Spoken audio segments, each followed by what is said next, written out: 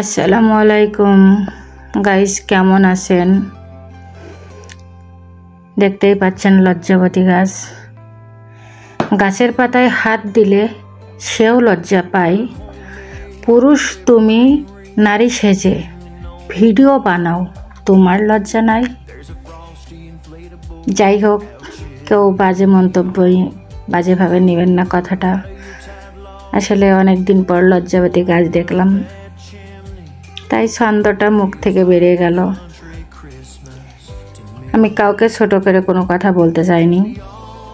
আসলে ফেসবুক গেলেই দেখা যায় মেয়েদের নিয়ে অনেক কথা বলে, কিন্তু শুধু মেয়েরাই যে একলা উচ্ছৃঙ্খলা তা নাই, ছেলেরাও আছে।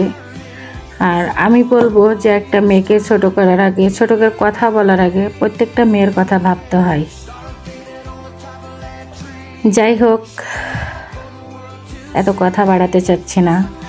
লজ্জাবতী গাছ আপনাদের কাছে কেমন লাগছে অবশ্যই কমেন্টে জানাবেন। আমার ভিডিওটা যদি আপনাদের কাছে ভালো লেগে থাকে অবশ্যই লাইক, কমেন্ট, শেয়ার দিয়ে পাশে থাকবেন। আমার ভিডিওটা দেখে ধাক্কা মেরে চলে যান না।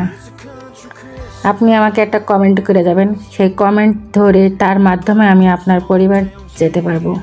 আপনার পরিবারে যে আমি লাইক, কমেন্ট, শেয়ার দিতে পারবো। আপনার পরিবার থেকে ঘুরে আসতে পারবো। আপনার পরিবারের সাথে আমার পরিচিতি বাড়বে। এভাবেই ফেসবুকে একে অপরের সঙ্গে পরিচিত হয়। ফেসবুকের গাইডলাইন আমরা সবাই মেনে চলব।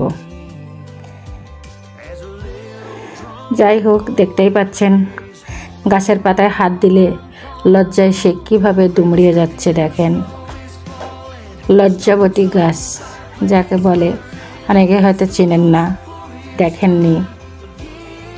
তাই আমার ভিডিওর মাধ্যমে সবাইকে দেখার সুযোগ করে দিয়েন শেয়ার দিয়ে।